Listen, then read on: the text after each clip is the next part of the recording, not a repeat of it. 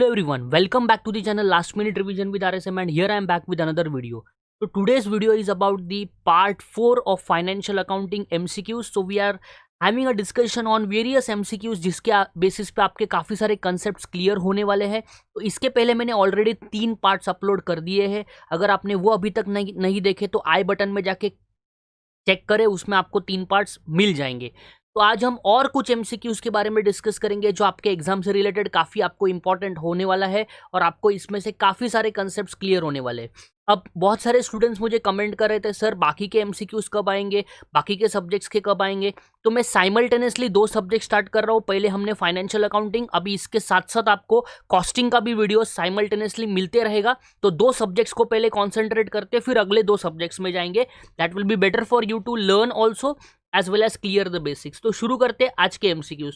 Number 1, when one or more company is liquidated, अगर एक या एक से ज्यादा कंपनी अगर लिक्विडेट होगी but no new company is form, तो नई कंपनी फॉर्म नहीं होगी, तो उसे क्या बोला जाता है. तो मैंने आपको पहले भी बताया था कि अगर ए कंपनी है और बी कंपनी है, ये दोनों कंपनी मिक्स होकर अगर ए बी लिमिटेड बनेगी तो that is called as merger.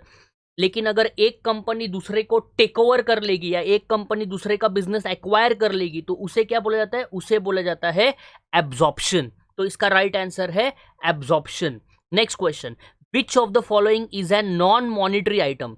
तो इनमें से कौन सा नॉन मॉनिटरी आइटम है, कैश, इन्वेस्टमेंट्स, स्टॉक. तो नन ऑफ द अबव. अगर आपको इसका आंसर नहीं पता तो अप्रोच देखो कैसे है. नन ऑफ द अबव तो इसका आंसर नहीं हो सकता, तो ये कट गया.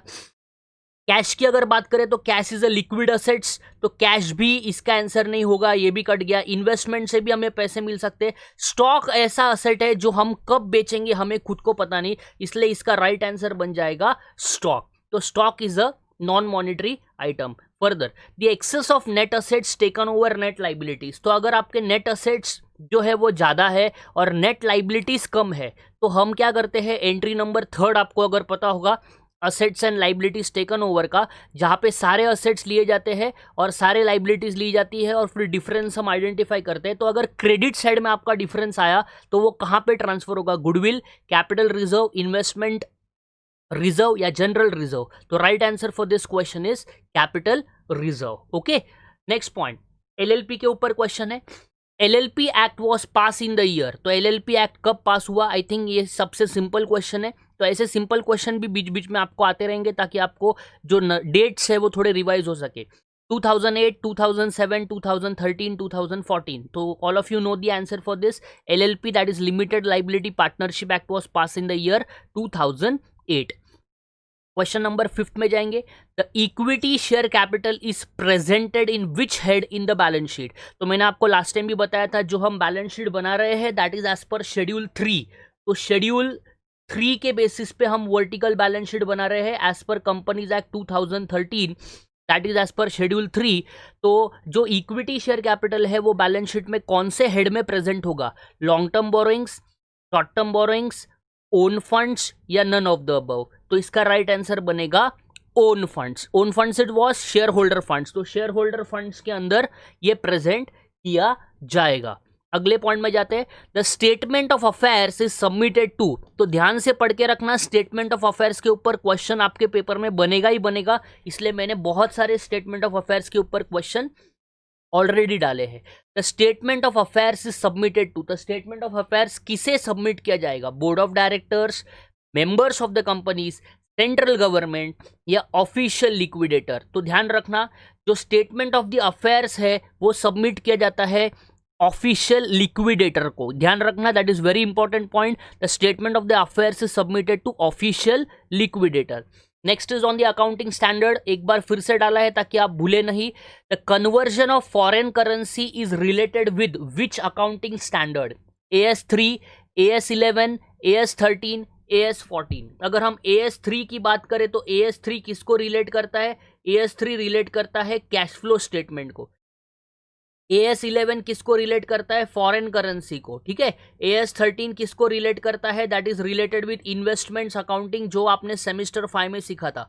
और AS14 किसको रिलेट करता है, AS14 रिलेट करता है आपके अमालगमेशन के पॉइंट्स को. तो यहाँ पे फॉरेन करेंसी पूछा है, तो right answer will be accounting standard 11। ध्यान रखना, काफी इंपॉर्टेंट क्वेश्चन है। Question number 8, who among the following appoints the official liquidator. तो लिक्विडेशन से क्वेश्चन है, इनमें से कौन ऑफिशियल लिक्विडेटर को अपॉइंट करता है? Share holders, board of directors, registrar of companies और सेंट्रल गवर्नमेंट। तो आपको ध्यान रखना है, ऑफिशियल लिक्विडेटर को अपॉइंट करता है central government. Central government is appointing the official liquidator.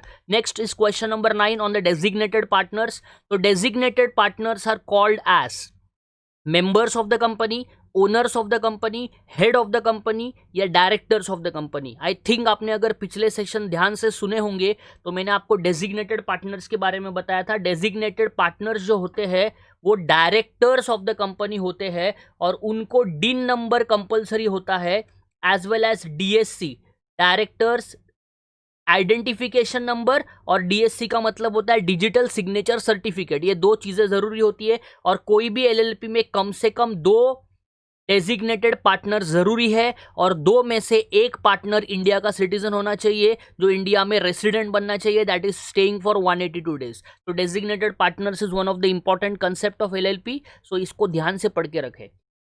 Next question, question number 10, unmarked applications are also known as. तो जो एप्लीकेशंस अनमार्क है, जिसके ऊपर किसी का भी अंडरराइटर का कोई भी स्टैंप नहीं है, वो अनमार्क एप्लीकेशंस होते हैं, आप जानते हैं।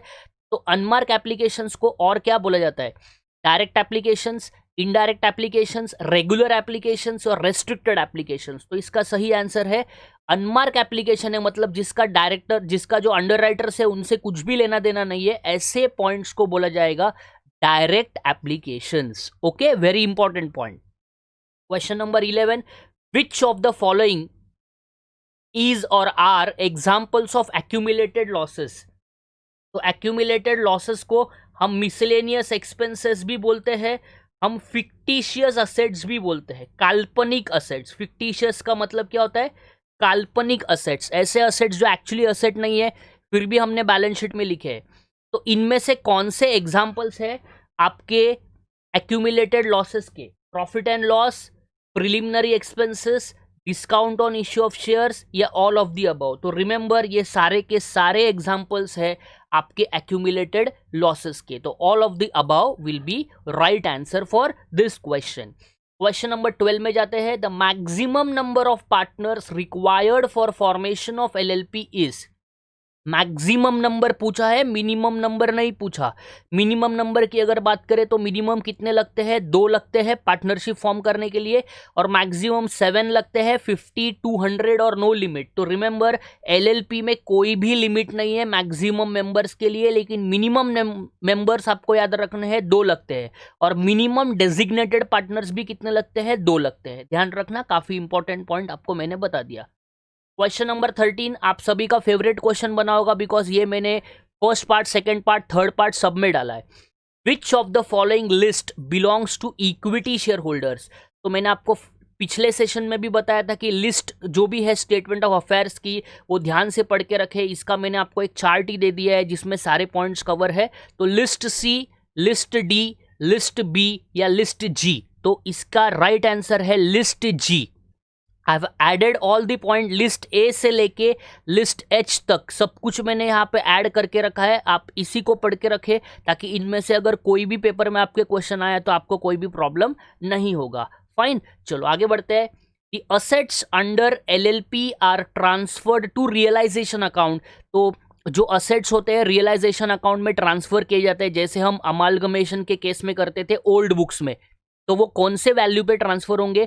Market value, book value, both A and B, none of the above. तो right answer is book value. जो भी आपका बुक वैल्यू रहेगा उसी पे हम सारे असेट्स को ट्रांसफर करते हैं। मार्केट वैल्यू नहीं लेते क्योंकि ये रीवैल्यूड फिगर्स हम परचेस कंसिडरेशन का कैलकुलेशन जब करते हैं तब उसमें लेते हैं, एंड जब ओल्ड बुक्स को क्लोज किया जाता है तब हम उसमें जो कॉस्ट है, जो आपकी बुक वैल्यू है, जो आपके बैलेंस शीट की वैल्यू है, वही कंसिडर करते हैं। आज का लास्ट क्वेश्चन देखते हैं। When a firm underwriter agrees to buy a definite number of shares in addition to unsubscribed shares, it is called as। when an firm underwriter agrees to buy a definite number of shares in addition to unsubscribe, मतलब जितने उसने subscribe किए उसके साथ साथ वो और कुछ शेयर्स को अगर बाय करता है तो उसे क्या बोला जाएगा। ध्यान से याद रखना, काफी इंपॉर्टेंट कंसेप्ट है, इस पे आपने प्रैक्टिकल क्वेश्चन भी सॉल्व किया था and that is called as firm underwriting. तो उसको क्या बोला जाएगा, this is called as firm underwriting. तो यही थे आज के 15 क्वेश्चंस जो हमने पार्ट 4 में डिस्कस किए।